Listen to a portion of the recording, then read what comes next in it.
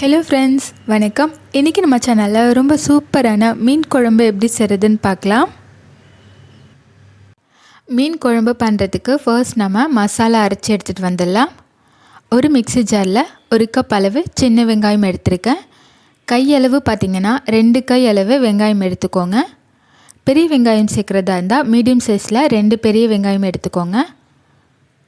ஒரு 5 பல் பூண்டு சேர்த்துக்கோங்க. 1/2 டீஸ்பூன் மிளகு, 1/2 டீஸ்பூன் ஜீரகம். அடுத்ததாக ஒரு பெரிய தக்காளி பழம் கட் பண்ணி சேர்த்துக்கோங்க. ஒரு 4-5 கருவேப்பிலை சேர்த்துக்கோங்க. அப்போ நம்ம குழம்பு இன்னும் நல்லா வாசமாக இருக்கும். வெங்காயம் தக்காளியிலேயே தண்ணி இருக்குங்க, அதனால் தண்ணி சேர்க்காம நல்ல ஒரு பேஸ்ட்டாக அரைச்சி எடுத்துகிட்டு வந்துடுங்க. அடுத்ததாக ஒரு லெமன் சைஸ் அளவு புளி எடுத்து இந்த மாதிரி நல்லா தண்ணியாக கரைச்சி வச்சுருக்கேங்க. இந்த மீன் குழம்பு பண்ணுறதுக்கு நான் இன்றைக்கி வரிக்கவலை மீன் எடுத்துருக்கேங்க. மஞ்சத்தூள், கல் உப்பு சேர்த்து நல்லா வாஷ் பண்ணி எடுத்து வச்சுக்கோங்க. இப்போ நம்ம மீன் குழம்பு எப்படி செய்கிறதுன்னு பார்க்கலாம். ஒரு கடாயில் தேவையான அளவு நல்லெண்ணெய் சேர்த்துக்கோங்க. எப்பொழுதுமே மீன் குழம்புக்கு நல்லெண்ணெய் ரொம்ப டேஸ்ட்டாக இருக்குங்க. எண்ணெய் சூடானதும் 1/2 ஸ்பூன் வெந்தயம் சேர்த்துக்கோங்க. வெந்தயம் நல்லா வெடித்து கலர் மாறினதும் கருவேப்பிலை சேர்த்துக்கோங்க.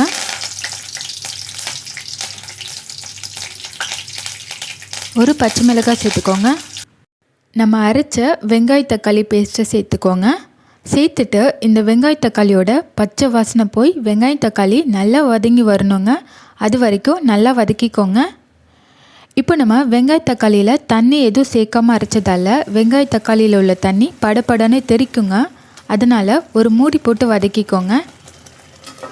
இடையில திறந்து வதக்கிட்டே இருங்க. இப்போது வெங்காய தக்காளியோட பச்சை வாசனை போய் வெங்காய தக்காளி நல்லா வதங்கிடுச்சுங்க.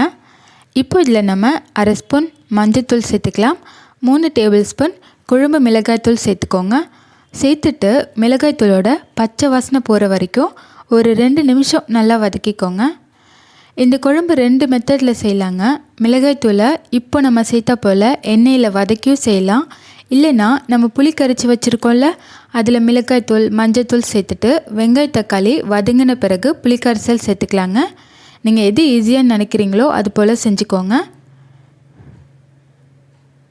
இப்போ மசாலா நல்லா வதங்கிடுச்சு. நம்ம கரைச்சி வச்சுருக்க புளி தண்ணியை சேர்த்துக்கலாம். சேர்த்துட்டு நல்லா கலந்து விட்டுக்கோங்க. இந்த குழம்புக்கு தேவையான அளவு உப்பும் சேர்த்துக்கோங்க. உப்பு காரம்லாம் கரெக்டாக இருக்கான்னு இந்த டைமில் செக் பண்ணிவிட்டு ஒரு மூடி போட்டு குழம்பு நல்லா கொதித்து வரணுங்க. அது வரைக்கும் வெயிட் பண்ணலாம்.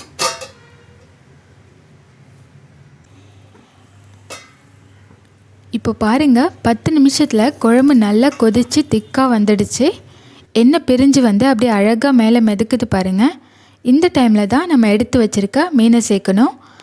மீனை அப்படியே மொத்தமாக உள்ளே போடாமல் ஒன்று ஒன்றா எடுத்து போடுங்க. அப்போ வந்து எல்லா மீனும் சமமாக வேகும். இப்போ எல்லா மீனும் சேர்த்துட்டு ஒரு மூடி போட்டு 2 நிமிஷம் மட்டும் கொதிக்க வைங்க.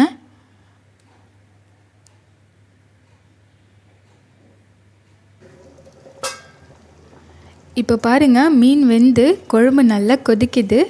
நம்ம சேர்த்த எண்ணெயும் மேலே மிதக்க ஆரம்பிச்சிருச்சு. குழம்பை கிளறி விட்டுட்டே இருந்தால் மீன் உடைஞ்சிருங்க. அதனால் அதை அப்படியே டிஸ்டர்ப் பண்ணாமல் விட்டுடலாம். அவ்வளோதான். இப்போ நம்ம மீன் குழம்பு சூப்பராக ரெடி ஆகிடுச்சு. இந்த மீன் குழம்பை 2 நாள் கூட வச்சு சாப்பிடலாங்க. ரொம்ப டேஸ்ட்டாக இருக்கும். கண்டிப்பாக ட்ரை பண்ணி பாருங்கள். ட்ரை பண்ணி பார்த்துட்டு எப்படி இருந்ததுன்னு கமெண்ட்ஸில் சொல்லுங்கள். உங்களுக்கு இந்த வீடியோ பிடிச்சிருந்தா லைக் பண்ணுங்கள். நம்ம சேனலை ஃபர்ஸ்ட் டைம் பார்க்குறீங்கன்னா சேனலை சப்ஸ்கிரைப் பண்ணிக்கோங்க. அப்படியே பக்கத்தில் உள்ள பெல் ஐக்கானையும் ப்ரெஸ் பண்ணிக்கோங்க. அப்போ தான் நம்ம சேனலில் என்ன வீடியோஸ் அப்லோட் பண்ணாலும் உங்களால் தொடர்ந்து பார்க்க முடியும். இவ்வளோ நேரம் என்னுடைய இந்த வீடியோவை பொறுமையாக பார்த்ததற்கு நன்றி.